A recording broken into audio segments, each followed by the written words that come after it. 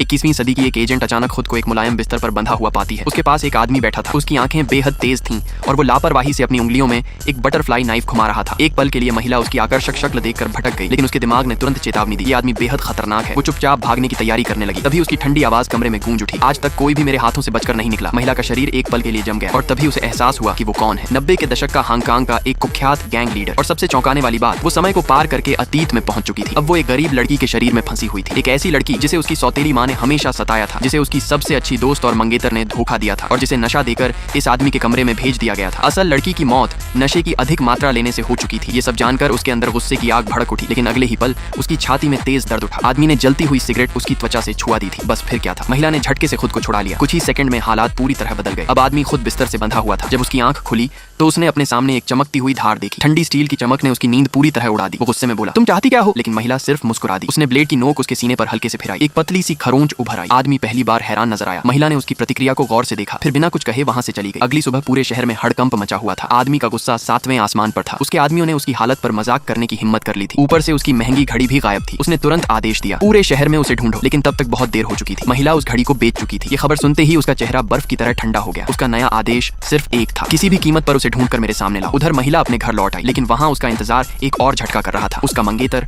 और उसकी सबसे अच्छी दोस्त सोफे पर साथ बैठे हुए थे। महिला ने एक पल भी बर्बाद नहीं किया। उसने जोर जोर से शोर मचाना शुरू कर दिया। कुछ ही मिनटों में पड़ोसी इकट्ठा होने लगे। पूरा मोहल्ला तमाशा देखने पहुंच गया। महिला ने दरवाजा धक्का देकर खोला और दोनों धोखेबाजों का सच सबके सामने ला दिया। दोनों के चेहरे शर्म से उतर गए, लेकिन महिला यही नहीं रुकी। उसने उनसे रिश्ते के टूटने का मुआवजा मांगा। मामला इतना बढ़ गया कि जल्द ही मंगेतर का रसूखदार पिता और उसकी चालाक सौतेली माँ भी वहाँ पहुंच गए। सौतेली माँ ने आते ही उसे दोष देना शुरू कर दिया, लेकिन महिला अब पहले वाली कमजोर लड़की नहीं थी। उसने डटकर जवाब दिया। कुछ ही देर में पूरा माहौल तनाव से भर गया। आखिरकार पैसे का मामला सामने आया और दोनों पक्षों के बीच समझौता करना पड़ा। महिला ने अपना पैसा सुरक्षित कर लिया। फिर वो बालकनी में गई। नीचे जमा भीड़ की ओर देखते हुए उसने कुछ नोट हवा में उछाल दिए। भीड़ तुरंत उन नोटों की तरफ दौड़ पड़ी। सौतेली माँ गुस्से से चिल्लाने लगी, लेकिन महिला बिल्कुल शांत रही। वो संतोष के साथ अपने पैसे गिनने लगी। तभी अचानक उसके सामने किसी के कदमों की आहट आई। उसने सिर उठाकर देखा। अंधेरे में एक परिचित परछाई खड़ी थी, वही खतरनाक गैंग लीडर। महिला का दिल एक पल के लिए रुक सा गया। उसे समझ आ गया कि इस बार बच निकलना आसान नहीं होगा, लेकिन अगले ही सेकंड उसके चेहरे पर एक शिष्ट मुस्कान आ गई, मानो कुछ हुआ ही ना हो। उधर आदमी उसे बिना पलक झपकाए देख रहा था। दोनों की नजरें टकराईं और उसी पल एक नई टक्कर की शुरुआत हो गई, क्योंकि असली खेल अब शुरू होने वाला था।